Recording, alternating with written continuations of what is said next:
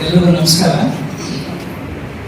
ಸಮಾರಂಭದ ಅಧ್ಯಕ್ಷತೆ ವಹಿಸಿರ್ತಕ್ಕಂಥ ಕೋಲಾರ ಜಿಲ್ಲಾ ಕನ್ನಡ ಸಾಹಿತ್ಯ ಪರಿಷತ್ತಿನ ಅಧ್ಯಕ್ಷ ಆದಂಥ ಸನ್ಮಾನ್ಯ ಶ್ರೀ ಗೋಪಾಲ್ ಗೌಡ ಅವರೇ, ಈಗಾಗಲೇ ತಾವು ಕಂಡಂಥ ಕನಸು ಅದನ್ನು ಅಕ್ಷರ ರೂಪದಲ್ಲಿ ದಾಖಲಿಸಿ ಕೃತಿಯ ಲೋಕಾರ್ಪಣೆಗೆ ಕಾರಣಕರ್ತರಾಗಿರ್ತಕ್ಕಂಥ ಕರ್ತೃಗಳು ಹಾಗೂ ಲೇಖಕರು ಆದಂಥ ಯುವಕರು ಆದಂಥ ಸನ್ಮಾನ್ಯ ಗೋಪಿನಾಥ್ ಅವರೇ, ಕೃತಿಯ ಬಗ್ಗೆ ಬಹಳ ಸಂಕ್ಷಿಪ್ತವಾಗಿ ಪರಿಚಯವನ್ನು ಮಾಡಿಕೊಟ್ಟಂಥ ಅರಿವು ಶಿವಪ್ಪನವರೇ, ಪ್ರಕಾಶಕರಾಗಿ ಬಹಳ ಉತ್ತಮವಾದ ಕೆಲಸವನ್ನು ಮಾಡ್ತಾ ಇರ್ತಕ್ಕಂಥ ಪ್ರಕಾಶಕರಾದಂಥ ಸನ್ಮಾನ್ಯ ರಾಜಶೇಖರ್ ಮೂರ್ತಿ ಅವರೇ, ವೇದಿಕೆ ಮೇಲೆ ಇರ್ತಕ್ಕಂಥ ಎಲ್ಲ ಹಿರಿಯರೇ, ಗಣ್ಯರೇ, ವೇದಿಕೆ ಮುಂಭಾಗದಲ್ಲಿರ್ತಕ್ಕಂಥ ಅತಿ ಗಣ್ಯ ಬಾಂಧವರೇ, ವಿಶೇಷವಾಗಿ ಗೋಪಿನಾಥ್ ಅವರ ಅಭಿಮಾನಿ ಸ್ನೇಹಿತರೆ, ಬಂಧುಗಳೇ ಹಾಗೂ ಮಾಧ್ಯಮದ ಗೆಳೆಯರೇ, ಕಳೆದ 1 ತಿಂಗಳು ಅಂತ ಕಾಣುತ್ತೆ ನನಗೆ ಅರಿವು ಭಾರತದಲ್ಲಿ ಪರಿಚಯ ಆದಂಥ ಗೆಳೆಯರು ಗೋಪಿನಾಥ್ ಅವರು. ಆಗ ಪರಿಚಯ ಆದಾಗ ಈ ಥರ ಒಂದು ಪುಸ್ತಕ ಬರೆದಿದ್ದೀನಿ, ಅದನ್ನು ನೀವು ಬಿಡುಗಡೆ ಮಾಡಬೇಕು ಅಂತ ಹೇಳಿದ್ರು. ಆಯಿತು ಅಂತ ಹೇಳಿದ್ರೆ ಬಹುಶಃ ಆಮೇಲೆ ಸ್ವಲ್ಪ ಸಮಯದ ಅಭಾವದಿಂದಾಗಿ ಒಂದಷ್ಟು ದಿನ ಮುಂದೆ ಹೋಯಿತು. ಪ್ರಾಯಶಃ 1 ತಿಂಗಳು ಆಗಿರ್ಬೇಕು ಅಂತ ಅಂದ್ಕೊತೀನಿ. ನಾನು ಪುಸ್ತಕ ಕೊಡಬೇಕು, ನೀವು ಪುಸ್ತಕ ಕೊಟ್ಟರೆ ಓದ್ಬಿಟ್ಟು ಆಮೇಲೆ ನಾನು ಬರ್ತೀನಿ ಅಂತ. ಯಾಕಂದರೆ ಒಂದು ಪುಸ್ತಕದ ಬಗ್ಗೆ ಮಾತಾಡಬೇಕಾದ್ರೆ ಅಥವಾ ಒಂದು ಪುಸ್ತಕ ಬಿಡುಗಡೆ ಕಾರ್ಯಕ್ರಮದಲ್ಲಿ ಭಾಗವಹಿಸಬೇಕಾದ್ರೆ ಒಂದಷ್ಟು ಅರ್ಹತೆಯನ್ನು ಸಂಪಾದನೆ ಮಾಡ್ಕೋಬೇಕು. ಅದು ನಮಗಿರೋ ಅರ್ಹತೆ ನಮಗೆ ಗೊತ್ತಿದೆಯೋ ಇರೋ ಗೊತ್ತಿಲ್ಲ, ಆದರೆ ಆ ಪುಸ್ತಕದಲ್ಲಿ ಏನಿದೆ, ಆ ಲೇಖಕರು ಏನು ಹೇಳಲಿಕ್ಕೆ ಬಯಸ್ತಾ ಇದ್ದಾರೆ, ಆ ಲೇಖಕರ ಆಶಯ ಏನಿದೆ, ಅವರ ಅಂತರಂಗದ ಮಾತುಗಳೇನಿದೆ ಅನ್ನೋದು ನನಗೆ ಗೊತ್ತಾಗಬೇಕಾಗಿತ್ತು. ಅವ್ರ ಪುಸ್ತಕ ಕೊಟ್ಟು ನನ್ನ ಪುಸ್ತಕ ಬಂದ್ಮೇಲೆ ಸಾಮಾನ್ಯವಾಗಿ 24 ಗಂಟೆ ನಾನು ಓದಿ ಮುಗಿಸ್ಬಿಡ್ತೀನಿ. ಸೊ ಭಾಳ ದಿನ ಆಗಿತ್ತು ಓದಿ. ನಿನ್ನೆ ಕಾರ್ಯಕ್ರಮ ಇದೆ ಅಂತ ಹೇಳಿದಾಗ ಮತ್ತೆ ಅದನ್ನು ತಿರುವು ಹಾಕ್ಕೊಂಡು, ಸಾಮಾನ್ಯವಾಗಿ ಯಾವುದೇ ಕೆಲಸ ಮಾಡಬೇಕಾದ್ರೂ ಒಂದು ಸ್ವಲ್ಪ ಪೂರ್ವ ತಯಾರಿ ಇಟ್ಕೊಂಡೆ ನಾನು ಕೆಲಸ ಮಾಡೋದ್ರಿಂದ ಮತ್ತೊಂದು ಸಾರಿ ಓದ್ಕೊಂಡು ಬಂದಿದ್ದೀನಿ ಪುಸ್ತಕ. ಆದರೆ ಪುಸ್ತಕದ ಬಗ್ಗೆ ನಾನು ಮಾತಾಡೋಕೆ ಹೋಗಲ್ಲ, ಯಾಕೆಂದ್ರೆ ಅದು ಶಿವಪ್ಪ ಅವ್ರ ಕೆಲಸ, ಈಗಾಗಲೇ ಅವ್ರ ಕೆಲಸ ಮಾಡಿಬಿಟ್ಟಿದ್ದಾರೆ. ನನಗೆ ಬಹಳ ಖುಷಿಯಾಗಿದೆ 2 ವಿಚಾರಗಳು. ಒಂದು, ಈ ಪುಸ್ತಕವನ್ನ ತನ್ನ ಎತ್ತಮ್ಮನಿಗೆ ಅರ್ಪಣೆ ಮಾಡಿದಾರಲ್ಲ, ಬಹಳ ದೊಡ್ಡ ಮಾತಿದು. ನಿಮಗೆ ಈ ಸಂದರ್ಭದಲ್ಲಿ ನಾನು ನಿಮ್ಮ ತಾಯಿಯನ್ನು ಹುಡುಕ್ತಾ ಇದ್ದಾರೆ, ಎಲ್ಲಿದ್ದಾರೆ ಅಂತ ಅವ್ರು ನಿಂತ್ಕೊಂಡಿಲ್ವೋ ಏನೋ ಗೊತ್ತಿಲ್ಲ. ವೆಂಕಟಲಕ್ಷ್ಮಮ್ಮನವರು ದಯಮಾಡಿ ಎತ್ತಿ ನಿಂತ್ಕೊಂಡ್ರೆ, ದಯಮಾಡಿ ನಿಂತ್ಕೊಳ್ಳಿ. ನಮಸ್ಕಾರ. ನಿಜಕ್ಕೂ ನೀವು ಭಾಗ್ಯಶಾಲಿಗಳು, ನಿಮ್ಮ ಮಗ ಭಾಗ್ಯಶಾಲಿನೂ ನನಗೆ ಗೊತ್ತಿಲ್ಲ, ಆದರೆ ನಾನಂತೂ ಈ ಕ್ಷಣದಲ್ಲಿ ಭಾಗವಹಿಸ್ತಾ ಇರೋದ್ರಿಂದ ಒಂದಷ್ಟು ಪುಣ್ಯ ಅಂತ ನಾನು ಸಂಪಾದನೆ ಮಾಡಿದ್ದೀನಿ ಅಂತ ಅಂದ್ಕೊಂಡಿದ್ದೀನಿ. ಈ ಪುಸ್ತಕ ನಿಮಗೆ ನಿಮ್ಮ ಮಗ ಅರ್ಪಣೆ ಮಾಡಿದ್ದಾರೆ, ಅದು ನಾವೆಲ್ಲರೂ ನಮ್ಮ ನೆಲಕ್ಕೆ ಅಥವಾ ನಮ್ಮ ಗ್ರಾಮಕ್ಕೆ ನಾವು ಕೊಡ್ತಕ್ಕಂಥ ಗೌರವ ಅಥವಾ ಅದು ಬಹಳ ದೊಡ್ಡ ಮನ್ನಣೆ ಅಂತ ನಾನು ಹೇಳಲಿಕ್ಕೆ ಬಯಸ್ತೇನೆ. 2ನೇದು, ಈ ಪುಸ್ತಕದಲ್ಲಿ ನಾನು ಗಮನಿಸಿದೇನಪ್ಪ ಅಂದ್ರೆ, ಹೆಸರಿದು ಗ್ರಾಮದ ಕನಸು ಅಂತಿದೆ. ಇದ್ರ ಪಕ್ಕ ನನ್ನ ಅಂತ ಹಾಕೊಂಡ್ರೆ ಬಹುಶಃ ಅದು ಲೇಖಕರ ಗ್ರಾಮದ ಕನಸು ಆಗಬಹುದು, ಅದು ನಮ್ಮ ನಿಮ್ಮೆಲ್ಲರ ಗ್ರಾಮದ ಕನಸು ಆಗಬಹುದು. ಹಾಗೆ ಇದು ಒಳ ಅರ್ಥ ಹೇಗಿದೆ ಅಂದ್ರೆ, ಒಂದು ಗ್ರಾಮವೂ ಕೂಡ ತನ್ನದೇ ಆದ ಒಂದು ಕನಸನ್ನ ಹೊಂದಿರುತ್ತೆ. ಇದು ಗ್ರಾಮನೇ ಕನಸಾಗಿಯೇ ಆಚೆ ಬರಬೇಕು ಅನ್ನೋದು ಬಹುಶಃ ಆ ಲೇಖಕರ ಆಶೆ ಇರಬೇಕು ಅಂತ ನಾನು ಅಂದ್ಕೊಳ್ಳಿ.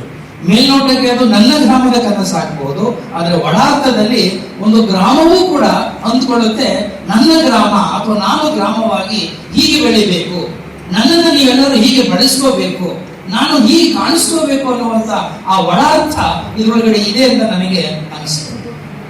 ಈ ಪುಸ್ತಕದ ಮುನ್ನುಡಿ, ಬೆನ್ನುಡಿ ಮತ್ತು ಪ್ರಕಾಶಕರ ಮಾತು ಎಲ್ಲವನ್ನೂ ನಾನು ಓದಿದಾಗ ನನಗೇನು ಅನ್ನಿಸ್ತಂದ್ರೆ, ಇಲ್ಲಿ 3 ವಿಚಾರಗಳು ಲೇಖಕರ ಬಗ್ಗೆ ನಾನು ಹೇಳಲೇಬೇಕು. ಒಂದು, ಅವರಿಗೆ ತಮ್ಮ ಊರಿನ ಬಗ್ಗೆ ನಿಜವಾದಂತ ಒಂದು ಪ್ರೀತಿ ಇದೆ. ಅವ್ರು ಹೇಳ್ಕೊಂಡ್ಬಿಟ್ಟಿದ್ದಾರೆ, ಈಗ ಮಾತಾಡ್ತಾ ಕೂಡ ಹೇಳಿದ್ರು, ನಾನೊಬ್ಬ ಕನಸುಗಾರ ಅಂತ ಹೇಳ್ತಿದ್ದಾರೆ. ಅವರ ಲೇಖಕರ ಮಾತಲ್ಲಿದೆ, ಒಬ್ಬ ಕನಸುಗಾರನಾಗಿ ತನ್ನ ಗ್ರಾಮವನ್ನ ಹೇಗೆ ಅವರು ಚಿತ್ರಿಸಿಕೊಳ್ಳಬಹುದೋ ಆ ರೀತಿ ಎಲ್ಲ ಸಾಧ್ಯತೆಗಳನ್ನ ನೋಡಿದ್ದಾರೆ. ಇಲ್ಲಿ ನಾನು ಗಮನಿಸಿದ್ದು ಅದು ಅವರ ಗ್ರಾಮದ ಮೇಲೆ ಇರ್ತಕ್ಕಂಥ ನಿಷ್ಕಲ್ಮಶವಾದಂಥ ಒಂದು ಪ್ರೀತಿ. ಮತ್ತೊಂದು, ಅವರು ಬಹಳ ಶ್ರಮ ಪಟ್ಟಿದ್ದಾರೆ ಸಾಕಷ್ಟು ಅಂಕಿಅಂಶಗಳನ್ನ ಪಡೆಯೋದಕ್ಕೆ. ಮತ್ತು ಇನ್ನೊಂದು ಅಂಶ ನಾನು ಗಮನಿಸಿದ್ದು, ಒಂದಷ್ಟು ಸಂಶೋಧನೆ ಕೂಡ ಅವರು ಮಾಡಿದ್ದಾರೆ ಅಂತ. ಈ 3 ಅಂಶಗಳನ್ನ ಮೇಳೈಸಿಕೊಂಡು ಬಹುಶಃ ಈ ಗ್ರಾಮದ ಕನಸು ಇವತ್ತು ನಮ್ಮೆಲ್ಲರ ಮುಂದೆ ಇದೆ ಅಂತ ನನಗೆ ಅನಿಸುತ್ತೆ. ಸಾಮಾನ್ಯವಾಗಿ ಪುಸ್ತಕ ಓದುವ ಸಂಸ್ಕೃತಿಯಿಂದ ನಾವೆಲ್ಲ ದೂರ ಹೋಗುವಂತ ಕಾಲಘಟ್ಟದಲ್ಲಿ ಇದ್ದೀವಿ. ಹಳ್ಳಿಗಳು, ನಮ್ಮ ಶಿವಪ್ಪ ಹೇಳ್ತಾ ಇದ್ರು, ಹಳ್ಳಿಗಳು ಸಾಮಾನ್ಯವಾಗಿ ಅದು ಮರೆಯಾಗ್ತಾ ಇದೆಯೋ ಅಥವಾ ಕಳೆದೋಗ್ತಾ ಇದೆ ಅಂತ ಅಲ್ಲ. ಹಳ್ಳಿಗಳನ್ನ ನಾವು ನೀವು ಪ್ರಜ್ಞಾಪೂರ್ವಕವಾಗಿ ತೊರೀತಾ ಇದೀವಿ ಅನ್ನೋ ಮಾತನ್ನು ನಾವು ಹೇಳ್ಬೇಕಾಗಿದೆ. ಹಳ್ಳಿಗಳು ನಮ್ಮನ್ನ ದುಡ್ತಾ ಇಲ್ಲ, ಆದ್ರೆ ಹಳ್ಳಿಗಳಿಂದ ನಾವು ಹೊರಗಡೆ ಹೋಗ್ತಾ ಇದ್ದೀವಿ. ಅಂದ್ರೆ ನಾವು ಹಳ್ಳಿಗಳನ್ನ ತೆರವು ಮಾಡುವಂತ ಕೆಲಸವನ್ನ ಮಾಡ್ತಾ ಇದ್ದೀವಿ. ಗ್ರಾಮ ಅನ್ನೋದು ನಿಮ್ಗೆಲ್ಲ ಗೊತ್ತು, ಈ ದೇಶದ ಆತ್ಮ ಇದ್ದ ಹಾಗೆ. ಒಂದು ಹಳ್ಳಿ ಈ ದೇಶದ ಆತ್ಮ. ಇವತ್ತು ಆ ಆತ್ಮ ವೇದನೆಯಲ್ಲಿದೆಯಾ, ರೋಧಿಸ್ತಾ ಇದೆಯಾ ಅನ್ನೋ ಪ್ರಶ್ನೆನ ನಾವು ಹಾಕೊಂಡ್ರೆ ಪ್ರಾಯಶಃ ನನಗನ್ಸುತ್ತೆ ಇದು ಅಕ್ಷರಶಃ ಸತ್ಯ ಅಂತ ಅನ್ಸುತ್ತೆ. ಆ ರೋಧನೆಗೆ, ಆ ವೇದನೆಗೆ ಕಾರಣ ಯಾರು ಅಂತ ಕೂಡ ಯೋಚನೆ ಮಾಡಿದಾಗ ಪುನಃ ಅದು ವಾಪಸ್ಸು ನನಗೆ ಬರ್ತಾ ಇದೆ, ನಮಗೆ ಬರ್ತಾ ಇದೆ. ಇವೆಲ್ಲವೂ ಕೂಡ ಹೇಗಿದೆ ಅಂತಂದ್ರೆ ಸೆಲ್ಫ್ ಇನ್ಫ್ಲಿಕ್ಟೆಡ್ ಇಂಜುರೀಸ್ ಅಂತ ಕರೀತೀವಿ, ಅಥವಾ ಸ್ವಯಂಕೃತ ಅಪರಾಧಗಳು. ಇಲ್ಲಿ ನಾವು ನೀವು ಏನು ಅರ್ಥ ಮಾಡ್ಕೊಳ್ಳೋ ಪ್ರಯತ್ನ ಮಾಡಬೇಕು ಅಂದ್ರೆ, ಇವತ್ತು ನಾವು ಕವಲು ದಾರಿಯಲ್ಲಿ ಸಿಕ್ಕಾಕೊಂಡ್ಬಿಟ್ಟಿದ್ದೀವಿ. We are caught between the crossroads of development and human progress. ಅಭಿವೃದ್ಧಿ ಅನ್ನುವಂಥ ಪರಿಕಲ್ಪನೆಯಲ್ಲಿ ನಾವೆಲ್ಲರೂ ಮುಳುಗೋಗ್ಬಿಟ್ಟಿದ್ದೀವಿ. ಇವತ್ತಿಗೂ ನಾವು ಯಾರು ಕೂಡ ಅಭಿವೃದ್ಧಿ ಅನ್ನೋ ಪರಿಕಲ್ಪನೆಯನ್ನ ಸ್ಪಷ್ಟವಾಗಿ ನಾವು ಅದನ್ನ ಡಿಫೈನ್ ಮಾಡಲಿಕ್ಕೆ ಸಾಧ್ಯವಾಗಿಲ್ಲ ಅಂತ ನನಗನ್ಸುತ್ತೆ. ನನ್ನ ಪ್ರಕಾರ ಅಭಿವೃದ್ಧಿ ಇದು, ಅವರ ಪ್ರಕಾರ ಇನ್ನೊಂದು, ಇನ್ನೊಬ್ಬರ ಪ್ರಕಾರ ಇನ್ನೊಂದು ಅಂತ ಬೇರೆ ಬೇರೆ ಮಾಡೆಲ್ಗಳು, ಮಾದರಿಗಳು, ಸಿದ್ಧ ಮಾದರಿಗಳು ಕೊಡ್ತಾ ಇದ್ದಾರೆ ವಿನ ಇದೇ ಅಭಿವೃದ್ಧಿ ಅಂತ ಹೇಳಲಿಕ್ಕೆ ಸಾಧ್ಯವಾಗ್ತಾ ಇಲ್ಲ. ಮನುಷ್ಯನಿಗೆ ಅವಶ್ಯಕತೆಗಳಿಗಿಂತ ಇವತ್ತು ಅವನಿಗೆ ಕಂಫರ್ಟ್ಸ್ ಮತ್ತು ಲಕ್ಷಣಗಳು ಮುಖ್ಯ ಆಗ್ಬಿಟ್ಟಿದೆ, ಆದ್ಯತೆಯ ವಸ್ತುಗಳಾಗ್ಬಿಟ್ಟಿದೆ. ನಾವು ಅವಶ್ಯಕತೆ ಇದ್ದ ಕಾಲವನ್ನು ದಾಟಿಬಿಟ್ಟಿದ್ದೀವಿ ಬಹಳ ವರ್ಷಗಳಿದ್ದೇನೆ. ಒಂದು ಕಾಲದಲ್ಲಿ ಈ ದೇಶದಲ್ಲಿ ರೋಟಿ ಕಪಡ ಮಕಾನ್ ಅಂತ ಮಾತ್ರ ಹೇಳ್ತಾ ಇದ್ರು. ರೋಟಿ ಕಪಡ ಮಕಾನ್ ಇದ್ರೆ ಆ ಮನುಷ್ಯ ಸಂತೋಷವಾಗಿರ್ತಾನೆ, ಸುಖವಾಗಿರ್ತಾನೆ. ಇನ್ನೊಂದು ದೊಡ್ಡ ಮಾತು, ಅದು ಶಿವಪ್ಪ ಅವರು ಹೇಳಕ್ ಸ್ವಲ್ಪ ಕಷ್ಟಪಟ್ಟರು, ನೆಮ್ಮದಿಯ ತಾಣಗಳು ಅಂತ. ನಾವೆಲ್ಲ ಕಷ್ಟಪಡ್ತಾ ಇರೋದು ಸುಖಕ್ಕಲ್ಲ, ಸಂತೋಷಕ್ಕಲ್ಲ, ಖುಷಿಗಲ್ಲ, ಮಜಾ ಮಾಡ್ಲಿಕ್ಕಲ್ಲ. ನಾವೆಲ್ಲರೂ ಶ್ರಮ ಪಡ್ತಾ ಇರೋದು, ನಾವೆಲ್ಲರನ್ನು ಪ್ರೀತಿಸ್ಬೇಕು ಅಂತ ಬಯಸ್ತಾ ಇರೋದು, ನಾವು ಎಲ್ಲರನ್ನ ಜೊತೆ ಕರ್ಕೊಂಡು ಹೋಗ್ಬೇಕು ಅಂತ ನಾವೆಲ್ಲ ಹಪಿಸ್ತಾ ಇರೋದು ಯಾತಕ್ಕಾಗಿ ಅಂದ್ರೆ ಒಂದು ನೆಮ್ಮದಿಯ ಗಳಿಗೆಗಾಗಿ, ಒಂದು ನೆಮ್ಮದಿಯ ಬದುಕಿಗಾಗಿ. ಆ ನೆಮ್ಮದಿಯೇ ಇಲ್ಲದೆ ಸುಖ ಕಟ್ಕೊಂಡು ನಾನೇನ್ ಮಾಡ್ಲಿ? ನೆಮ್ಮದಿ ಇಲ್ಲದೆ ಸಂತೋಷವಾಗಿರ್ಲಿಕ್ಕೆ ನಾನು ಸಾಧ್ಯವಾ? ಆ ನೆಮ್ಮದಿಯ ತಾಣವಾಗಿದ್ದ ಹಳ್ಳಿಗಳನ್ನ, ಗ್ರಾಮಗಳನ್ನ ನಾವು ನಮ್ಮ ದುರಾಸೆಗಳಿಂದ, ದುಶ್ಚಟಗಳಿಂದ, ದುಷ್ಕೃತ್ಯಗಳಿಂದ ಏನು ಮಾಡಿದ್ದೀವಿ ಅಂತ ಯೋಚನೆ ಮಾಡಿದಾಗ ಅದು ಬಹಳ ನೋವಿನ ಸಂಗತಿ ಅಂತ ನನಗೆ ಅನ್ನಿಸ್ತದೆ. ನಿಜ, ಅಭಿವೃದ್ಧಿ ಅಂತ ಆಗ್ಲೇ ಹೇಳಿದ್ರೆ ಅನಿವಾರ್ಯಗಳನ್ನು ಸೃಷ್ಟಿ ಮಾಡಿಬಿಟ್ಟಿದೆ. ಇವತ್ತು ನಾನು ನಿಜ ನನ್ನ ಗ್ರಾಮದಲ್ಲಿದ್ದೆ, ಹಳ್ಳಿಯಲ್ಲಿ ಹುಟ್ಟಿದ್ದೀನಿ, ಹಾಗಾದ್ರೆ ನಾನು ಇಲ್ಲೇ ಬದುಕಬೇಕಾ, ನಾನು ಇಲ್ಲೇ ಸಾಯ್ಬೇಕಂತ ನೀವು ಪ್ರಶ್ನೆ ಕೇಳಬಹುದು. ಇಲ್ಲ, ಆ ಥರ ಏನಿಲ್ಲ. ನಮ್ಮ ಬೆಳವಣಿಗೆಗಾಗಿ ನಾವು ಬೇರೆ ಬೇರೆ ಮಾರ್ಗಗಳನ್ನು ಅನುಸರಿಸ್ತೀವಿ. ಶಿಕ್ಷಣ ಮುಖ್ಯ, ನಿಜ, ಶಿಕ್ಷಣ ಹುಡುಕೊಂಡು ಹೋದ ನಂತರ ಉದ್ಯೋಗ ಬೇಕು, ಉದ್ಯೋಗ ಸಿಕ್ತು, ಆಮೇಲೆ ಏನಾಯ್ತು? ನಾವು ನಮ್ಮ ನೆಲೆಯನ್ನು ಮರೆತು, ನಮ್ಮ ಬೇರನ್ನ ಮರೆತು, ಮನುಷ್ಯನಿಗೆ, ಮಕ್ಕಳಿಗೆ ರೆಕ್ಕೆ ಬಂದಾಗ ಅದು ನೆಲವನ್ನು ನೋಡೋದಿಲ್ವಂತೆ, ಅದು ಬೇರನ್ನ ನೋಡೋದಿಲ್ವಂತೆ. ಯಾರಿಗೆ ಬೇರಿನ ಜೊತೆಯಲ್ಲಿ ಸಂಬಂಧ ಕಡಿತವಾಗ್ಬಿಡ್ತಾರೋ ಅವರು ಮನುಷ್ಯತ್ವದಿಂದ ದೂರ ಹೊರಟೋಗ್ತಾರೆ. ಅದು ಮಣ್ಣಿನ ಮತ್ತು ಹಳ್ಳಿಯ ಗ್ರಾಮದ ತಾಕತ್ತು. ನಮಗೇನಾಗೋಗಿದೆ, ಇವತ್ತು ಎಲ್ಲರೂ ಭ್ರಮೆಯಲ್ಲಿ ಬದುಕ್ತಾ ಇದ್ದೀವಿ, ಭ್ರಾಂತಿನಲ್ಲಿ ಬದುಕ್ತಾ ಇದ್ದೀವಿ. ಒಂದು ಸಾರಿ ನಾವು ಹೋಗಿ ನಗರದ ಆಕರ್ಷಣೆಗೆ ಸಿಲುಕಿ ಬಿಟ್ರೆ ಆ ಸೆಳೆತ ನಮ್ಮನ್ನ ಸುಳಿಯಲ್ಲಿ ಸಿಕ್ಕಾಕೊಂಡಾಗಿ ಮಾಡ್ತಾ ಇದೆ. ವಾಪಸ್ಸು ಬರಬೇಕಾದಷ್ಟು ಸಮಸ್ಯೆಗಳನ್ನ ನಾವೇ ಸೃಷ್ಟಿ ಮಾಡ್ಕೊತಾ ಇದ್ದೀವಿ. ನಾವೇ ತಲೆಯ ಮೇಲೆ ಭಾರವನ್ನ ಹೇರ್ಕೋತಾ ಇದ್ದೀವಿ. ಇವೆಲ್ಲವೂ ಕೂಡ ನಾನು ಹೇಳ್ತಾ ಇದ್ದೀನಿ, ಸ್ವಯಂಕೃತ ಅಪರಾಧ ಅನ್ನುವ ಇನ್ವರ್ಟೆಡ್ ಕಾಮ ಒಳಗಡೆನೇ ಬರ್ತಾ ಇದೆ. ಎಲ್ಲೋ ಒಂದು ಕಡೆ ನಾನು ಮಿತಿ ಹಾಕಬೇಕಾಗಿತ್ತು ನನ್ನ ಬದುಕಿಗೆ, ಎಲ್ಲೋ ಒಂದು ಕಡೆ ನಾನು ನನ್ನ ಬದುಕಿನ ಲಗಾಮನ್ನ ನನ್ನ ಕೈಲಿ ಇಟ್ಕೋಬೇಕಾಗಿತ್ತು. ಅದರ ಲಗಾಮ ಇವಾಗ ಬೇರೆಯವ್ರ ಕೈ ಕೊಟ್ಬಿಟ್ಟಿದ್ದೀನಿ. ಶಿವಪ್ಪ ಅವರು ಒಳ್ಳೆ ಮಾತು ಹೇಳಿದ್ರು, ಯಾಕೋ ಅದು ವಿಸ್ತರಿಸಲಿಲ್ಲ, ವಿಸ್ತರಿಸ್ತಾರೆ ಅಂತ ಅಂದ್ಕೊಂಡಿದ್ದೆ. ಭೂ ಹಿಡುಕರು ಅಂತ ಒಳ್ಳೆ ಮಾತು ಹೇಳಿದ್ರು, ಐ ವಾಸ್ ಸೋ ಇಂಪ್ರೆಸ್ಡ್. ಒಳ್ಳೆ ಮಾತು ಅದು. ಆ ಭೂ ಹಿಡುಕರು ಅಂತ ಹೇಳಿದ್ರಲ್ಲ, ನಾನು ಅದನ್ನ ವಿಸ್ತಾರ ಮಾಡಿ ಹೇಳ್ತಾ ಇದ್ದೀನಿ. ಅದನ್ನ ಒಂಥರ ನುಂಗಣ್ಣರು ಅಂತ ಕರಿತೀವಿ. ಇವತ್ತು ನಗರಗಳು ಏನಾಗೋಗಿದೆ ಅಂದ್ರೆ ಅನೇಕ ಗ್ರಾಮಗಳನ್ನ ನುಂಗುತ್ತಾ ಇದೆ. ಅದನ್ನ ಸ್ವಲ್ಪ ಸಂಸ್ಕೃತಿ ಹೇಳಿದ್ರೆ ಆಪೋಷಣ ಮಾಡ್ಕೋತಾ ಇದೆ. ಆಪೋಷಣ ಮಾಡ್ಕೊಳ್ಳೋದು ನನಗೆ ಗೊತ್ತಲ್ಲ, ಸಂಪೂರ್ಣವಾಗಿ ನಿಮ್ಮನ್ನ ನಾನು ಸೇವಿಸಿ ಜೀರ್ಣಿಸಿಕೊಂಡು ನಿಮ್ಮ ಅಸ್ತಿತ್ವವೇ ಇಲ್ಲದ ಹಾಗೆ ಮಾಡಿಕೊಳ್ಳೋದನ್ನ ಆಪೋಷಣ ಮಾಡಿಕೊಳ್ಳೋದು ಅಂತ ಹೇಳ್ತೇವೆ. ಆ ರೀತಿಯಾದಂತಹ ದೈತ್ಯ ಶಕ್ತಿಗಳಾಗಿ ಇವತ್ತು ನಗರಗಳು ನಿರ್ಮಾಣ ಆಗ್ತಾ ಇದೆ. ಇದಕ್ಕೆಲ್ಲ ಏನ್ ಕಾರಣ? ಅಭಿವೃದ್ಧಿ, ಪ್ರಗತಿ ಅನ್ನೋ ಹೆಸರಿನಲ್ಲಿ. ಹಾಗಾದ್ರೆ ನಮಗೆ ಅಭಿವೃದ್ಧಿ ಬೇಡವಾ? ನಮ್ಮ ಮಕ್ಕಳಿಗೆ ಶಿಕ್ಷಣ ಬೇಡವಾ? ಒಳ್ಳೆ ಉದ್ಯೋಗ ಬೇಡವಾ? ಇವೆಲ್ಲವೂ ಸರಿಯೇ. ಆದರೆ ಆ ಬೇರು ಸಂಸ್ಕೃತಿಯಿಂದ ಯಾತಕ್ಕೆ ಅವ್ರನ್ನ ನೀವು ಸಂಪೂರ್ಣವಾಗಿ ಕಡಿತಗೊಳಿಸ್ತಾ ಇದ್ದೀರಿ ಅನ್ನೋಷ್ಟೇ ನನ್ನ ಪ್ರಶ್ನೆ. ವಾಪಸ್ಸು ನಾವೆಲ್ಲರೂ ಇವತ್ತು ಒಂದು ದೊಡ್ಡ ಅಭಿಯಾನವನ್ನ ಶುರು ಮಾಡಬೇಕಾಗಿದೆ. ಏನಪ್ಪಾ ಅಂದ್ರೆ ಗೋ ಬ್ಯಾಕ್ ಟು ವಿಲೇಜಸ್ ಅಂತ ಲೇಖಕರು ಹೇಳ್ತಾರೆ ಮಾತನ್ನ. ನಾವು ಹಳ್ಳಿಗಳಿಗೆ ವಾಪಸ್ ಹೋಗಬೇಕು ಅಂತ. ಹಳ್ಳಿಗಳಿಗೆ ವಾಪಸ್ ಹೋಗೋದಾದ್ರೆ ಏನು ಮಾಡ್ತೀವಿ ಅನ್ನೋ ಪ್ರಶ್ನೆ. ಲೇಖಕರು ಅದ್ರ ಬಗ್ಗೆ ಚರ್ಚೆ ಮಾಡ್ತಾರೆ. ಹಳ್ಳಿಗಳೆಲ್ಲ ಇವತ್ತು ಬಹಳ ಕಷ್ಟ ಆಗೋಗಿದೆ, ಅಲ್ಲಿ ಬದುಕಕ್ಕಾಗ್ತಾ ಇಲ್ಲ, ಗುಂಪುಗಳಾಗ್ತಾ ಇದೆ. ಒಬ್ಬ ಏನಾದ್ರು ಒಳ್ಳೆ ಕೆಲಸ ಮಾಡೋಕ್ ಹೋದ್ರೆ ಅವನ ಕಾಲು ಎಳಿತಾರೆ. ಅಫ್ಕೋರ್ಸ್ ಇದ್ದಿದೆ, ಇವತ್ತು ಮಾತ್ರ ಅಲ್ಲ, ಜಗತ್ತು ಹುಟ್ಟಿದಾಗಿಂದಲೂ ಕೂಡ ಮನುಷ್ಯ ಇದ್ದ ಕಡೆ ಅಲ್ಲಿ ದ್ವೇಷ, ಅಸೂಯೆ, ಹೊಟ್ಟೆ ಕಿಚ್ಚು ಇದ್ದೇ ಇರುತ್ತೆ. ಒಬ್ಬರು ಕಷ್ಟಪಟ್ಟು ಮುಂದೆ ಬಂದಾಗ ಅವ್ರ ಕಾಲು ಎಳೆಯೋದಕ್ಕೆ ಕಪ್ಪೆಗಳ ಹಾಗೆ ಒಟ ಬಿಡುತ್ತಾ ಕಾಲು ಎಳೆಯೋದಕ್ಕೆ ಆ ಸಂಸ್ಕೃತಿನೇ ನಮ್ಮಲ್ಲಿದೆ. ಅದಕ್ಕೆ ಹಿಂದೆ ರಾಮನಾಯಕರು ಈ PhD ಅಂತ ಹೇಳೋರಿಗೆಲ್ಲ ಹೇಳ್ತಾ ಇದ್ರು, PhD ಯಾಕ್ರಿ ಮಾಡಕ್ ಹೋಗ್ತೀರಿ ಅಂತ. ಯಾಕೆಂದ್ರೆ PhD ಅಲ್ಲಿ ಏನಪ್ಪಾ ಅಂದ್ರೆ ಅದು ಈ ಲೆಗ್ ಪುಲ್ಲಿಂಗ್ ಆಟಿಟ್ಯೂಡ್ ಅಂತ, ಪುಲ್ಲಿಂಗ್ ಡೌನ್ ಸಿಂಡ್ರೋಮ್ ಅಂತ. PhD ಅಂತಂದ್ರೆ ಪುಲ್ ಇನ್ ಡೌನ್ ಅಂತ. ಯಾವನ ಕಷ್ಟಪಟ್ಟು ಮೇಲೆ ಹೋಗಿರ್ತಾನೆ ತನ್ನ ಸ್ವಂತ ಬುದ್ಧಿವಂತಿಕೆಯಿಂದ, ಶ್ರಮದಿಂದ, ಪ್ರತಿಭೆಯಿಂದ. ಆದ್ರೆ ಈ ಕೈ ಹಾಕದೇ ಇರೋನು ಇರ್ತಾನಲ್ಲ, ಅವನು ಮಾಡಬಾರ್ದು ರಾಜಕೀಯ ಮಾಡ್ಕೊಂಡು ಸಂಚುಗಳೆಲ್ಲ ಮಾಡ್ಕೊಂಡು ಅವನು ಏನಾದ್ರೂ ಮಾಡಿ ತೊಂದರೆ ಕೊಡೋ ಪ್ರಯತ್ನ ಮಾಡ್ತಾನೆ ಇರ್ತಾನೆ. ಈ PhDಗಳೆಲ್ಲ ಮಾಡ್ತಾರೆ ಹೆಂಗಪ್ಪ ಅಂದ್ರೆ ಅವ್ನು ಮೇಲೆ ಹೋಗಿರೋನ್ನ ಹಿಡಿದು ಎಳೆಯೋದು. ಈ ಬಾವಿ ಕಪ್ಪೆಗಳು ನೋಡಿದಾರಲ್ಲ, ಒಂದು ಕಪ್ಪೆ ಮೇಲೆ ಹೋದ್ರೆ ಇನ್ನೊಂದು ಕಪ್ಪೆ ಕಾಲು ಹಿಡಿದು ಎಳಿತಾ ಇರ್ತಾರೆ. ಅದಕ್ಕೆ ಒಲಿಂಪಿಕ್ಸ್ ನಲ್ಲಿ ಕಬಡ್ಡಿಯನ್ನು ಫಸ್ಟ್ ಒಪ್ಕೊಳ್ಳೇ ಇಲ್ವಂತೆ. ಒಲಿಂಪಿಕ್ಸ್ ನಲ್ಲಿ ಕಬಡ್ಡಿ ಇರಲಿಲ್ಲ, ಇಂಡಿಯನ್ ಅದು ಆಟ ಕಬಡ್ಡಿ. ಕೇಳಿದಾರಂತವ್ರು, ಯಾಕೆ ನೀವು ಒಪ್ಕೋತಾರೆ ಅಂದ್ರೆ ಇಂಥ ಆಟ ಇದು, ಒಬ್ಬ ಮುಂದೆ ಹೋದ್ರೆ ಆಟ ಒಂದು ಇಂಡಿಯನ್ ಎಳೆದಾಗ್ತಿರಲ್ಲ. ಆಮೇಲೆ ಕಬಡ್ಡಿ ಸೇರ್ಸತ್ತು ಅಂತ ಹೇಳಿ ಕಬಡ್ಡಿ ಹೆಂಗೆ ತಾನು ಹೋಗೋದು. ಸೊ ಹೀಗೆ ನಾನು ಏನ್ ಹೇಳ್ತಾ ಇದ್ದೀನಿ ಅಂದ್ರೆ, ವಿರೋಧಿಗಳು ನಿಂದಕರಿರ್ಬೇಕಯ್ಯ ಬಸವಣ್ಣವ್ರು ಹೇಳ್ಬಿಟ್ಟಿದ್ದಾರೆ. ಅದು ಹೇಳಿ ಬಹಳ ವರ್ಷಗಳಾಗ. ಹಾಗಾದ್ರೆ ಹಿಂದಿಲ್ವಾ? ಪುರಂದರದಾಸ್ ಹೇಳಿಲ್ವಾ ಇದು ಮಾನವ ಜನ್ಮ ದೊಡ್ಡದು ಅಂತ, ಒಳ್ಳೆಯವರಿಗೆ ಕಾಲವಲ್ಲ ಅಂತ. ಆಗ್ಲೇ ಹೇಳಬೇಕಪ್ಪ. ಆದ್ರೂ ಒಳ್ಳೆಯವರು ಹುಡ್ತಾ ಇಲ್ವಾ? ಮಹಾತ್ಮ ಗಾಂಧಿ ಹುಟ್ಟಿದ ಯಾವಾಗ, ಅಂಬೇಡ್ಕರ್ ಹುಟ್ಟಿದ ಯಾವಾಗ, ಪುರಂದರದಾಸ್ ಆದ್ಮೇಲೆ ಅಲ್ವಾ? ಇವರೆಲ್ಲ ಇರ್ಬೇಕು ಗೋಪಿನಾಥ್. ಇವರೆಲ್ಲ ಇದ್ರೇನೆ ಅವ್ರು ನಮಗೆ ಚುಂಬಕ ಶಕ್ತಿಗಳಾಗಿ ಕೆಲಸ ಮಾಡ್ತಾರೆ. ಅವರಿದ್ರೆ ನಿಂದಕರಿರ್ಬೇಕು. ಅವರು ನಮಗೆ ಎಚ್ಚರವನ್ನ ಬಳಸ್ತಾರೆ.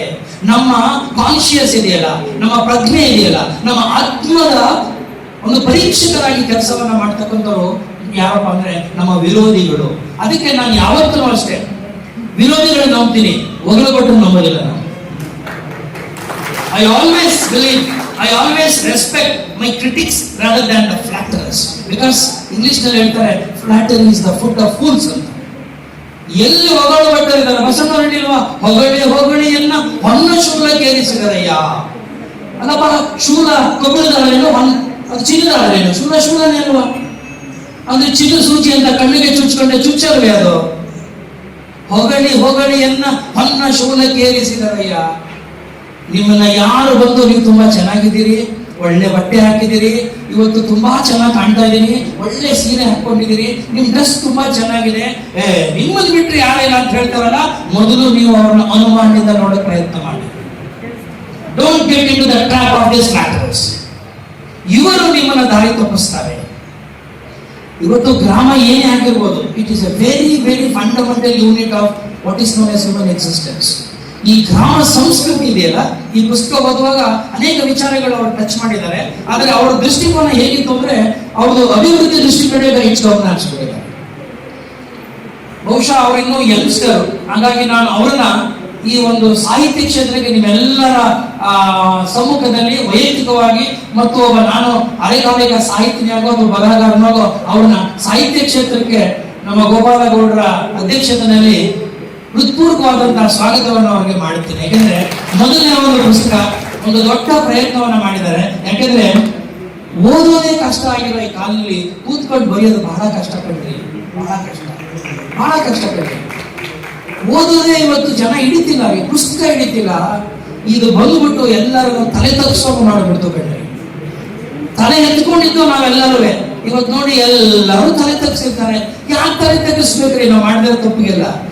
ಇದ್ಯಾವುದೋ ಒಂದು ಸಣ್ಣ ಬಾಕ್ಸ್ ಮುಂದೆ ನಾವೆಲ್ಲರೂ ಗುಲಾಮರಾಗಿ ಕೆಲಸ ಮಾಡ್ತಾ ಇದೀವಿ ಅಂತಂದ್ರೆ ನಾವು ನಮ್ಮ ಜೀವನವನ್ನು ಹಾಳು ಮಾಡ್ಕೊತಾ ಇಲ್ವಾ?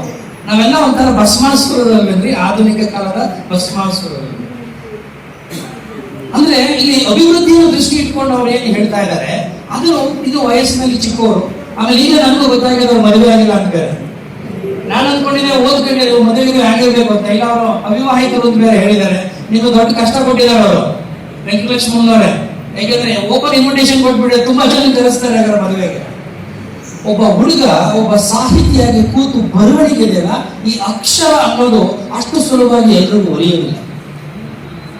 ಸರಸ್ವತಿ ಒಲಿಬೇಕು ಅಂತಂದ್ರೆ ಅಲ್ಲಿ ಒಂದು ತಪಸ್ಸು ಇರ್ಬೇಕಂದ್ರೆ, ಅಲ್ಲಿ ಒಂದು ನಿಯಂತ್ರ ಇರಬೇಕು, ಅಲ್ಲಿ ಒಂದು ಪ್ರೀತಿ ಇರಬೇಕು, ಅಲ್ಲಿ ಒಂದು ಸಮಾಜದ ಬಗ್ಗೆ ನಿಜವಾದಂತ ತುಡಿತ ಇರಬೇಕು. ಅವೆಲ್ಲ ಇರೋದಕ್ಕೋಸ್ಕರನೇ ಇವರು ಸಣ್ಣ ವಯಸ್ಸಿನಲ್ಲೇ ಇಂಥ ಒಂದು ಒಳ್ಳೆ ಕೆಲಸವನ್ನು ಮಾಡಿದ್ದಾರೆ. ಯಾರಿಗೆ ಬರವಣಿಗೆ ಒಲಿಯುತ್ತದೋ ಅವರು ಅತ್ಯಂತ ಮಂದಸ್ಮಿತಗಳಾಗಿ ಸಮಾಜದ ಬಗ್ಗೆ ಚಿಂತನೆ ಮಾಡುವುದಾಗಿ ಮತ್ತು ಸಮಾಜದ ನಾಡಿಯನ್ನು ಅರ್ಥ ಮಾಡಿಕೊಂಡು ಆ ನಾಡಿಗೆ ಅಗತ್ಯವಾದಂತ ಔಷಧಿ ಕೆಲಸವನ್ನ ಮಾಡೋದಕ್ಕೆ ಸಾಧ್ಯತೆ ಆಗ್ತದೆ. ಹಾಗಾಗಿ ಇವತ್ತು ಬರವಣಿಗೆ ನೈಜವಾಗಿರಬೇಕು. ಬರವಣಿಗೆ ನಿಮಗೆ ಇನ್ನು ಸ್ವಲ್ಪ ಮುಂದೆ ಹೋಗ್ತಾ ಎರಡು ವಿಚಾರಗಳು ಆಸ್ ಎ ನಿಮಗೆ ಸೀನಿಯರ್ ಫ್ರೆಂಡ್ ಆಗಿ ಹೇಳ್ತೀನಿ. ಅಧ್ಯಯನಶೀಲತೆ ಒಬ್ಬ ಬರಹಗಾರನಿಗೆ ಬಹಳ ದೊಡ್ಡ ಸಂಪತ್ತು. ಯಾವುದೇ ಒಬ್ಬ ಬರಹಗಾರ ಅಥವಾ ಲೇಖಕ ಅವನಿಗೆ ಅಧ್ಯಯನ ಮಾಡದೆ ಏನಾದ್ರೂ ಹಾಗೆ ಬರೀತೀನಿ ಅಂದ್ರೆ ಅದು ನಮ್ಗೆಲ್ಲ ಗೊತ್ತಾಗುತ್ತೆ, ಬಹಳ ಬೇಗವಾಗಿ ಕಾಣುತ್ತೆ, ಬಹಳ ಸೂಪರ್ಫಿಷಿಯಲ್ ಅಂತ ಅನಿಸುತ್ತೆ. ಅದರ ಜೊತೆಯಲ್ಲಿ ಒಬ್ಬ ಕವಿಗೆ ಲೇಖಕನಿಗೆ ಇರಬೇಕಾಗಿತ್ತಂದ್ರೆ ಬರೀ ಅನುಭವ ಮಾತ್ರ ಅಲ್ಲ, ಜೀವನ ಅನುಭವ ಬೇಕಾಗುತ್ತೆ. ಅದು ಹೋಗ್ತಾ ನಿಮಗೆ ಸಿಗುತ್ತೆ. ಜೀವನ ಅನುಭವ ಮಾತ್ರ ಸಾಹಿತ್ಯ ಕ್ಷೇತ್ರವನ್ನ ಸಂಪದ್ಭರಿತಗೊಳಿಸಬಹುದು, ಶ್ರೇಷ್ಠ ಮಟ್ಟಕ್ಕೆ ಕೃತಿಗಳನ್ನ ಅರ್ಪಣೆ ಮಾಡಲಿಕ್ಕೆ ಸಾಧ್ಯವಾಗಬಹುದು. ಸೊ ಈ ಸಂದರ್ಭದಲ್ಲಿ ನಾನು ಏನ್ ಹೇಳಕ್ಕೆ ಇಷ್ಟಪಡ್ತಾ ಇದ್ದೀನಿ ಅಂದ್ರೆ, ಗ್ರಾಮ ಅನ್ನುವ ಯೂನಿಟ್ ಏನೇ ಇರಲಿ, ನಾವು ವಾಪಸ್ ಏನಾದರೂ ಮಾಡ್ಲಿಕ್ಕೆ ಸಾಧ್ಯವ ಅನ್ನೋದು ಅವರ ತುಡಿತ. ನಾನು ಕಲ್ತಿದ್ದೀನಿ, ನಾನು ಓದಿದ್ದೀನಿ, ನಾನು ಅಕ್ಷರ ಕಲ್ತಿದ್ದೀನಿ, ಇದಕ್ಕೆಲ್ಲ ಕಾರಣ ನಮ್ಮ ಅಮ್ಮ ಅಂತ ಹೇಳ್ತೀವಿ, ನಮ್ಮ ಅಪ್ಪ ಅಂತ ಹೇಳ್ತೀವಿ, ನಮ್ಮ ಊರು ಅಂತ ಹೇಳ್ತೀವಿ. ಆದ್ರೆ ಆ ಊರಿನ ಬಗ್ಗೆ ನಾವು ಏನ್ ಮಾಡ್ತಾ ಇದೀವಿ ಅನ್ನೋ ಪ್ರಶ್ನೆ ಬರೋದೇ ಇಲ್ಲ. ವಾಪಸ್ ಹೋದ್ರೆ ನಮ್ಮ ಊರಿನಲ್ಲಿ ನಮ್ಮನ್ನ ಯಾರು ನೋಡ್ಸಲ್ಲ, ನಮಗೆ ಗೌರವ ಕೊಡೋದಿಲ್ಲ. ಯಾಕೆ? ಇವತ್ತು ಎಲ್ಲ ಅಧಿಕಾರ ಬೇಕು, ಎಲ್ಲರಿಗೂ ಅಧಿಕಾರ ಬೇಕು. ಕುರ್ಚಿ ಇದ್ರೆ ಎಲ್ಲರೂ ಬರ್ತಾರೆ, ವೇದಿಕೆ ಕೊಟ್ರೆ ಭಾಷಣ ಮಾಡ್ತಾರೆ. ಇದಷ್ಟೇ ಅಲ್ಲ, ಮತ್ತೆ ನಾವು ಇಲ್ಲಿ ನಾನು ನಿಮ್ಮ ಲೇಖನದಲ್ಲಿ ಗಮನಿಸಿದಾಗೆ ಇನ್ನೊಂದಷ್ಟು ಬಹಳ ಸಂಕೀರ್ಣವಾದ ವಿಚಾರಗಳನ್ನ ನೀವು ತರಬೇಕು. ಒಂದು ಗ್ರಾಮ ಅಂತ ಬಂದಾಗ ನಾನು ಆಗಲೇ ಹೇಳ್ಬೇಕು, ಆತ್ಮ ಅದು ವಿಸಿಬಲ್ ಆಗಿ ಕಾಣಿಸೋದಿಲ್ಲ.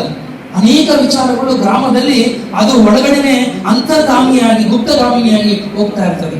ಉದಾಹರಣೆಗೆ ಇಲ್ಲಿ ನಾವು ಗ್ರಾಮ ಅಂತ ಹೇಳಿದ ತಕ್ಷಣ ಜಾತಿ ವ್ಯವಸ್ಥೆ, ಅದನ್ನೂ ಇಂದ ಜಿಲ್ಲೆಯಲ್ಲಿ ಜಾತಿ ವ್ಯವಸ್ಥೆ, ಅಸ್ಪೃಶ್ಯತೆ ಬಹಳ ದೊಡ್ಡ ಒಂದು ಮಾರಕ ಒಂದು ವಿಚಾರವಾಗಿ ನಮ್ಮಲ್ಲಿ ಕಾಡ್ತಾ ಬಂದಿದೆ ಶತಶತಮಾನಗಳಿಂದ.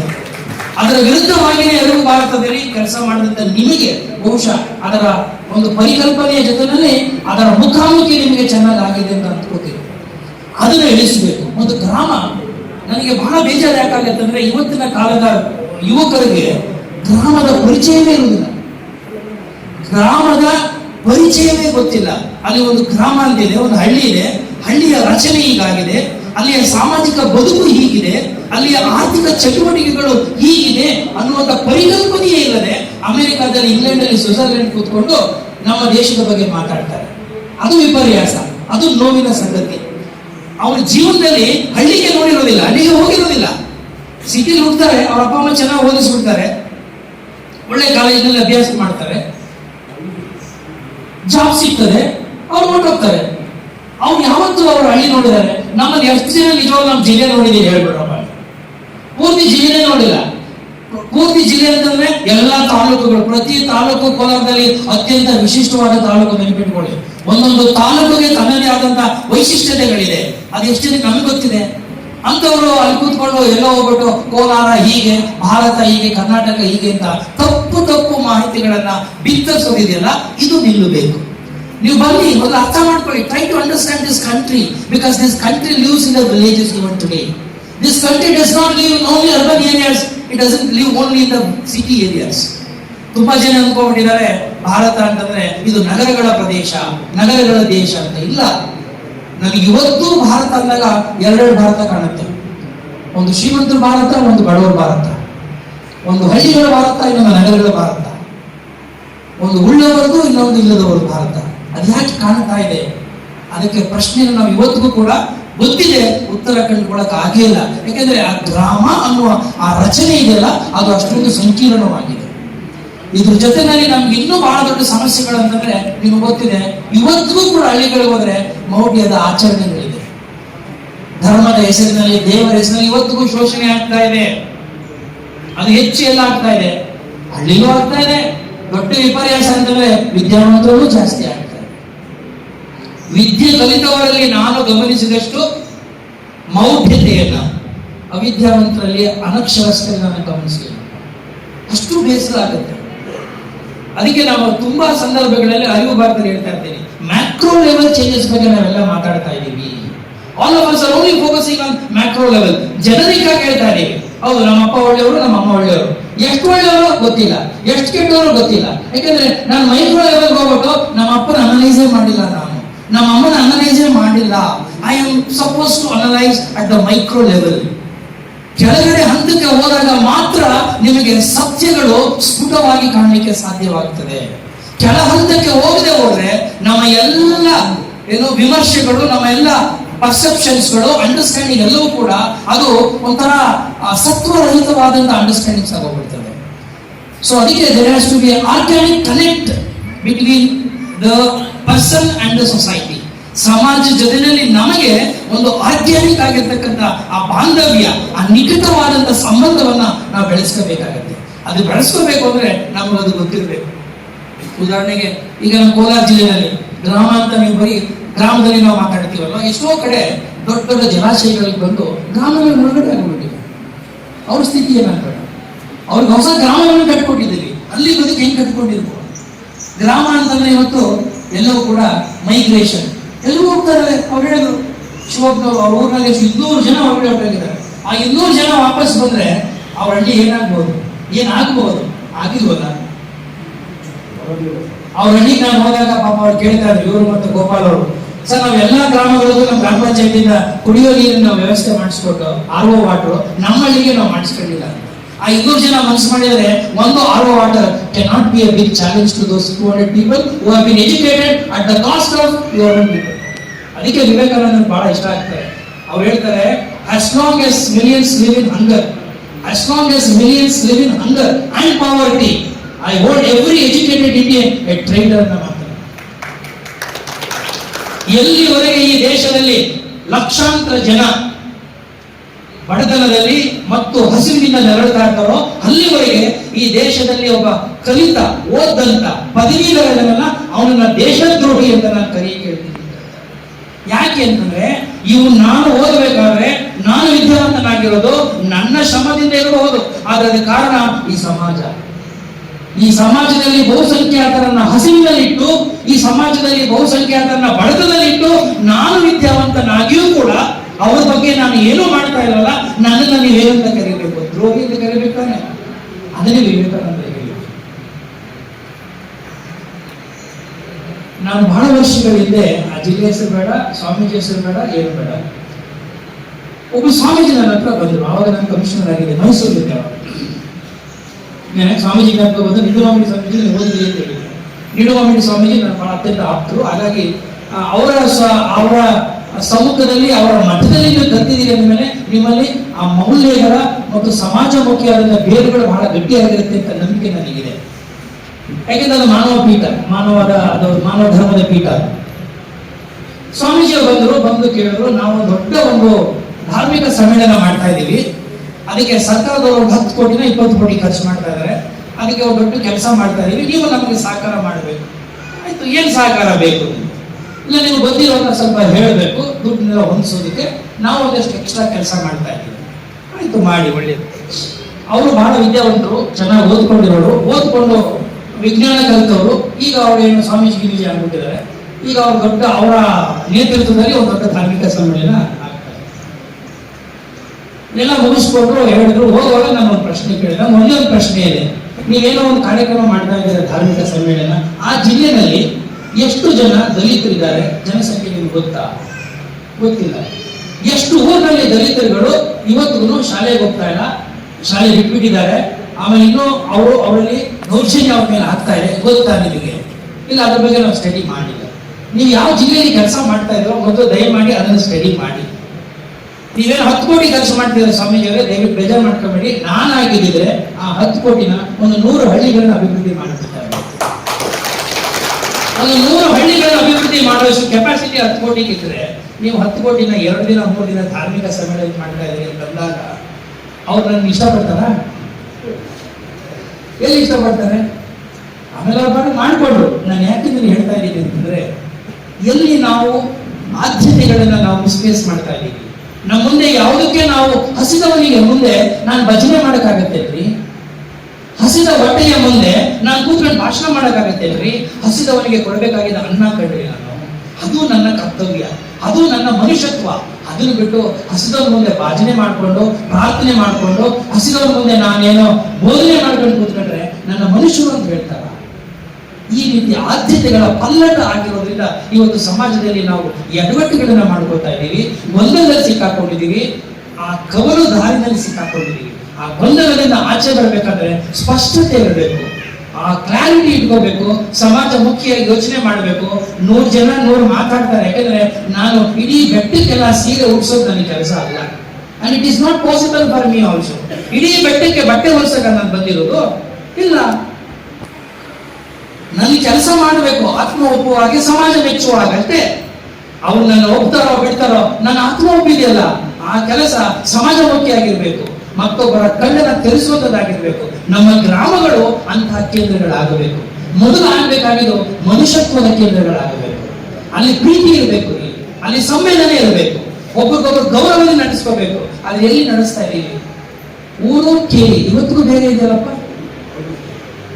ಸಿದ್ಧಲಿಂಗನವರು ಬರೆದ್ರಲ್ವಾ 2 ಭಾಗದಲ್ಲಿ ಊರು ಕೇಳಿಯಿಂದ ಅವರ ಜೀವನ ಚರಿತ್ರೆನ. ಊರು ಕೇಳಿ ಎಲ್ಲಿ ಒಂದಾಗಿದೆ? ಯಾವ ಆದರ್ಶ ಕನಸು ನಂದು, ಯಾವ ಆದರ್ಶ ಗ್ರಾಮ ನಂದು? ಮನಸ್ಸುಗಳು ಒಂದಾಗದೆ ಅಭಿವೃದ್ಧಿ ಹೆಸರಿನಲ್ಲಿ ಒಂದಾಗ್ಬಿಟ್ರೆ ಅದನ್ನ ನೀವು ಆದರ್ಶ ಅಂತ ಕರೀತೀರಾ? ಮನಸ್ಸಿನ ಮಧ್ಯೆ ಗೋಡೆ ಇದೆಯಲ್ಲ, ಮನಸ್ಸಿನಲ್ಲಿ ನೀವು ಹೆಚ್ಚು ನೀವು ಕೀಳು ಅಂತ ಇದೆಯಲ್ಲ, ಅದು ಯಾವಾಗ ತಗಲಾಕೋದು? ಏನ್ ತೆಗಿತೀವಿ ನಾವು? ಅದು ಈ ದೇಶ ಕಟ್ಟಿದ ಶಾಪ ಅಲ್ವಾ? ನೆನ್ನೆ ಮೊನ್ನೆ ಶಾಪ ಅಲ್ಲ, ಇದು ಶತಮಾನಗಳಿಂದ ಅಂಟುಕೊಂಡು ಬಂದಿರೋ ಶಾಪ ಅಲ್ಲ. ನಾವು ಹುಟ್ಟಿ ನಮ್ಮ ಮಕ್ಕಳು ಹುಟ್ಟಿದಾಗಲೂ ಕೂಡ ಆ ಶಾಪ ಮುಂದುವರಿತಾ ಇದೆಯಲ್ಲ. ಈ ಮನುಷ್ಯತ್ವದ ಬಂಧುತ್ವದ ಆಧಾರದ ಮೇಲೆ ಯಾವತ್ತು ನಾವು ಗ್ರಾಮಗಳನ್ನ ನಗರಗಳನ್ನ ಕಟ್ತೀವೋ ಆ ಗ್ರಾಮ, ಆ ನಗರ, ಆ ದೇಶ, ಆ ಸಮಾಜ ಮನುಷ್ಯ ಸಮಾಜ ಆಗುತ್ತೆ ಅಂತ ಮಾತು ಹೇಳ್ತಾ, ಮತ್ತೊಮ್ಮೆ ಗೆಳೆಯರಾದಂತಹ ಗೋಪಿನಾಥ್ ಅವರಿಗೆ ಇವತ್ತು ಬಹಳ ಒಳ್ಳೆ ಕೆಲಸ ಮಾಡಿದ ಮುಂದುವರಿಸಿ, ಬರವಣಿಗೆ ಕೈ ಬಿಡಬೇಡಿ. ಯಾಕಂದ್ರೆ ಎಷ್ಟೋ ಸಂದರ್ಭಗಳಲ್ಲಿ ಒತ್ತಡಗಳಿಂದ ಅದನ್ನ ಬರ್ಸಕ್ಕಾಗಲ್ಲ, ಮುಂದುವರ್ಸಕ್ ಆಗೋದಿಲ್ಲ. ದಯವಿಟ್ಟು ನಿಲ್ಲಿಸಬೇಡಿ, ಮುಂದುವರಿಸಿ, ಬೇರೆ ಬೇರೆ ಹೊಸ ಹೊಸ ಕಾನ್ಸೆಪ್ಟ್ಸ್ ಗಳನ್ನ ತಗೊಳ್ಳಿ, ಸ್ವಲ್ಪ ಆಳಕೆಯಲ್ಲಿ ಒಳನೋಟಗಳನ್ನ ನೀವು ಸ್ವಲ್ಪ ಅರ್ಥ ಮಾಡಿಕೊಂಡ್ರೆ ಈ ಸಮಾಜ ನಿಮಗೆ ಬೇಕಾದಷ್ಟು ಅನುಭವನ ಕೊಡುತ್ತೆ. ಬೇಕಾದಷ್ಟು ಅನುಭವ. ಒಬ್ಬ ವ್ಯಕ್ತಿ ಒಂದು ಜೀವನ ಪರ್ಯಂತ ತನ್ನಲ್ಲದೆ ಬೇರೆಯವರಿಗೂ ಉಣಬಡಿಸಲಿಕ್ಕೆ ಸಾಧ್ಯವಾದಷ್ಟು ಅನುಭವವನ್ನ ಈ ಸಮಾಜ ಕೊಡುತ್ತೆ. ಆ ಜೀವನ ಅನುಭವ ನಿಮಗೆ ದಕ್ಕಲಿ, ಮತ್ತಷ್ಟು ಅಕ್ಷರದ ಒಂದು ಯಾಗ ಅಥವಾ ಯೋಗ ನಿಮಗೆ ಒಲಿದೆ ಅಂತ ಹೇಳಿದ್ರೆ ನನ್ನನ್ನು ಇಷ್ಟೊತ್ತು ಸಹಿಸಿಕೊಂಡ್ರಲ್ಲ. Thank you.